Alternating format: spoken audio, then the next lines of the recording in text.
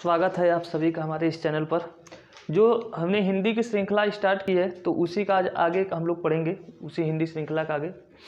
ये हिंदी सिर्फ one day exam के लिए ही, पुलिस और लेखपाल के लिए नहीं। जो व्यक्ति अगर पीसीएस की भी तैयारी करता होगा तो उसमें सीसैट में भी ये पूछता है, और आईएएस का जो मेंस होता है तो उसमें एक पेपर होता है, हिंदी उसमें अनिवार्य होती है, जिसमें हिंदी में पास होना पड़ता है, तो वहाँ भी हिंदी पढ़ना पड़ता है। इसलिए हिंदी पढ़ना बहुत ज़रूरी है। बिना हिंदी के आप कोई भी आज इस वक्त इंडिया में तो बहुत से एग्ज़ाम आप दे नहीं सकते। बहुत से जगह पे हिंदी का डिमांड बहुत ज़्यादा है।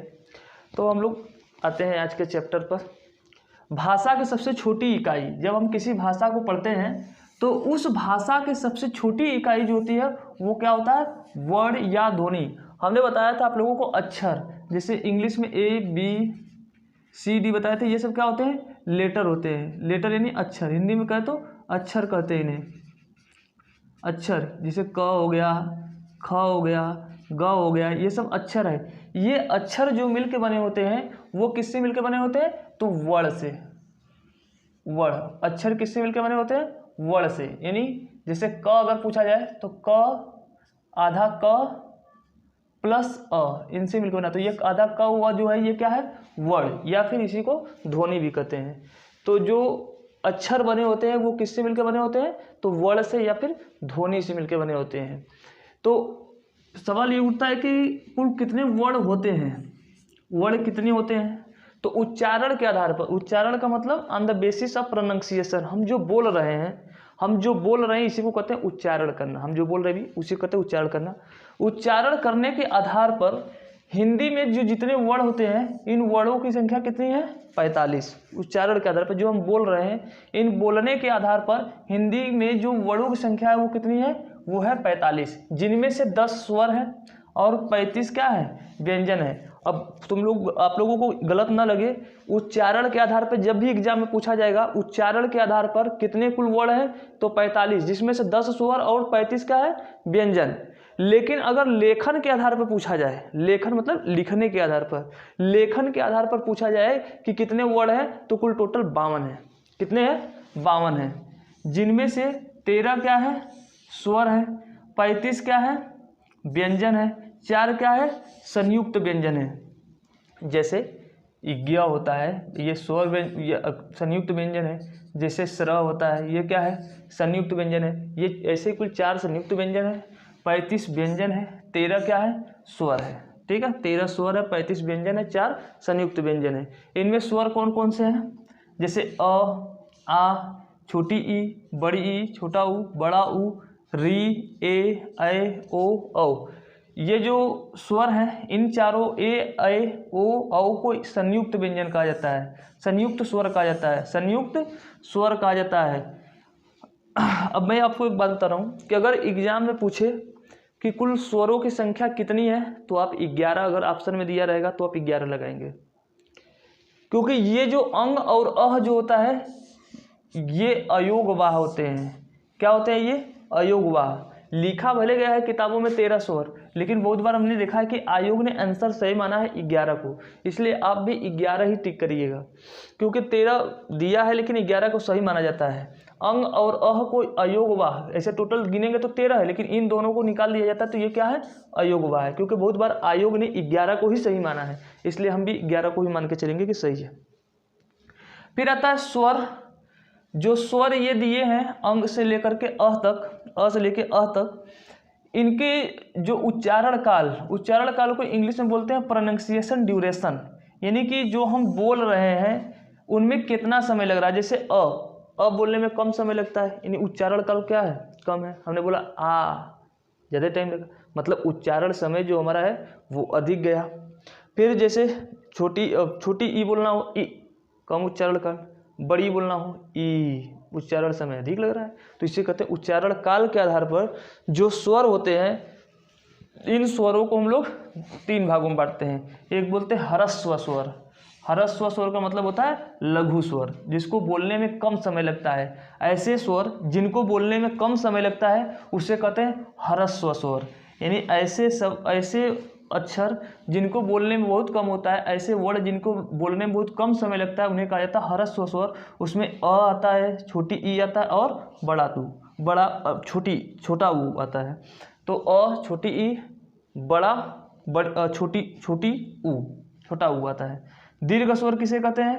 यानी कि जिसको बोलने में समय अधिक लगता है, ह्रस्व स्वर की अपेक्षा समय अधिक लगता है, ऐसे स्वर को कहा जाता है दीर्घ स्वर।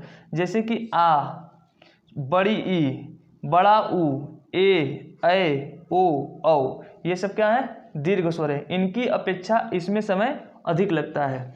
फिर तीसरा होता है प्लुत स्वर।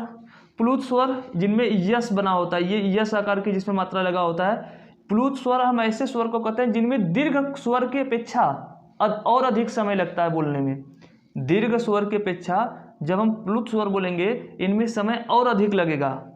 मतलब सबसे अधिक समय लगने वाला किस में है? तो प्लुत स्वर। जैसे राम पे म लग गया, इसमें बीच में प्लुत स्वर लगा, इसका मतलब बोला जाएगा राम, ऐसे बोला जाएगा, टाइम लगा के बोला जाएगा। गंगा में लग जाएगा तो कहेंगे ऐसे गंगा बोले, लग जाएगा तो कहेंगे गड़ंगा, लेट में बोलेंगे, देर में बोलेंगे। तो इसे कहते हैं प्लुत स्वर। जिसे क्या कहेंगे? प्लुत स्वर, जिसमें सबसे अधिक टाइम लगता है। अब इसके बाद दो और बचे हैं। ये तो हमने पढ़ा किसके? स्वरों को हमने किस आधार पर पढ़ा भैया? ये जो हमने स्वर को पढ़ा, ये हमने स्वर पढ़ा उच्चारण काल के आधार पर। स्वर के प्रकार, स्वर कई प्रकार में बांटे जाएंगे। एक तो मुख द्वार या ओठ के आधार पर, या स्वरों का उच्चारण के स्थान पर। एक होता है स्वरों के उच्चारण के स्थान पर, और एक होता है जीभ के आधार पर। तो तीन प्रकार से हम लोग स्वरों को बांटते हैं। तो पहले का हम लोगों ने पढ़ा उच्चारण काल के आधार पर, ह्रस्व स्वर, दीर्घ स्वर और प्लुत स्वर। अब हम लोग पढ़ेंगे किसके आधार पर? मुख द्वार या ओठ के आधार पर, यानी ओष्ठ कैसे बनाए जाएंगे उस आधार पर। ठीक है, चलिए उसी के अब आते हैं आगे।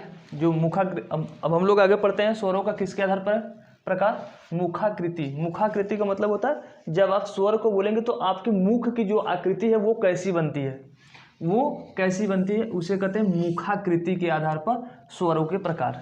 देखिए मैं बता रहा हूँ, इसे आप रट लीजिएगा, अपना मुंह बना करके ट्राई मत कीजिएगा। मुंह बना कर आप ट्राई करेंगे तो गलत हो जाएगा ना। जो बस जितना कहो उतना रटने का काम कीजिएगा। विवृत। विवृत का मतलब होता है कि ऐसे स्वर जिनको बोलने में पूरा मुंह खुले, पूरा मुंह खुल जाए, बड़ा का मुंह सियारो जैसा खुल जाए। जैसे आ बोलेंगे, इसका मतलब पूरा मुंह खुल जाएगा, इसे कहेंगे ये विवृत स्वर है। ये क्या है? विवृत स्वर। आपका मुंह जो है वो पूरा खुल जाएगा, इसे कहेंगे विवृत स्वर। अर्ध विवृत स्वर ऐसे स्वर जिनको बोलने में आपका मुंह जो है पूरा न खुल के आधा खुले, पूरा न खुल के आधा खुले, उसे कहेंगे हम अर्ध विवृत। जैसे कि जैसे कि ए, औ, ऐसे जब बोलेंगे ना तो ये क्या होते हैं? अर्ध विवृत। क्या होते हैं? अर्ध विवृत स्वर होते हैं।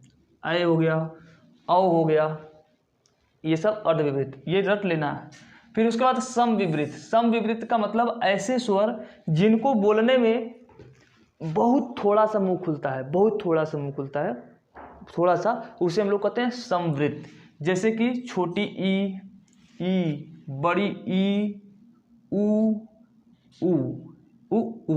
ऐसे बहुत कम, तो इसे कहेंगे समवृत स्वर है। ये क्या है? समवृत स्वर, समवृत स्वर। फिर होता है अर्ध समवृत स्वर। ऐसे स्वर जिनको बोलने में मुंह जो समृद्ध स्वर था उसकी अपेक्षा थोड़ा ज़्यादा मुंह खुलेगा, उसके अपेक्षा, समृद्ध स्वर की अपेक्षा, उसे कहेंगे अर्ध समृद्ध। जैसे होता है ए और ऊ। आप ट्राई करेंगे बोल करके कि क्या ऐसा हो रहा है, तो आप मुश्किल है कि आप सफल हो पाएंगे, सफल नहीं होंगे। इसलिए बस इतना मेरा कहना है आपसे कि आप इसको रट लीजिएगा।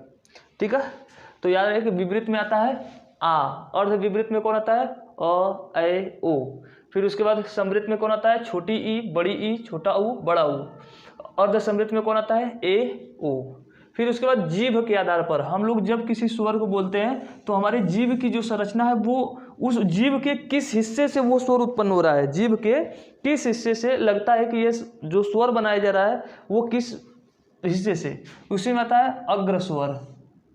जैसे अग्र स्वर छोटी ई, बड़ी ई, ए, मध्य स्वर अ, और पश्च स्वर आ, छोटा ऊ, बड़ा ऊ, ओ, औ।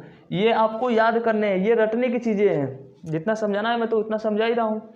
तो अग्र स्वर कौन होता है? ए नहीं, छोटी ई, बड़ी ई, ए लगता है ना कि जीभ के आगे वाले हिस्से से उत्पन्न हो रहा है, इसलिए इसको कहते हैं अग्र स्वर। मध्य स्वर अ, ऐसे लगता है जीभ के बीच वाले हिस्से से उत्पन्न हो रहा है, मध्य स्वर, इसे कहेंगे मध्य स्वर। और पश्च स्वर जैसे आ, ऊ, बड़ा ऊ, ओ लगता है जीभ के पीछे वाले हिस्से से उत्पन्न हो रहा है, इसलिए इसको हम कहेंगे पश्च स्वर। तो अग्र स्वर, मध्य स्वर और पश्च स्वर। तो इतनी प्रकार से स्वरों की जो डाइवर्सिटी थी हमने इतना बता दिया है, विविधता इतनी ही स्वरों की है। और एग्जाम में आपसे ये पूछे जाएंगे तो आपको इतना याद रहे कि आप जितनी बातें मैंने बताई ये पूरी याद होनी चाहिए, क्योंकि हिंदी के जहाँ भी परीक्षा होंगी इन्हीं में से क्वेश्चन पूछते हैं। मैंने बहुत बार पेपर दिया इसलिए मैं एक्सपीरियंस बता रहा हूँ आपसे कि आप इस तरीके से तैयार कीजिएगा। ठीक है, तो सभी को धन्यवाद, गुड नाइट और बाय।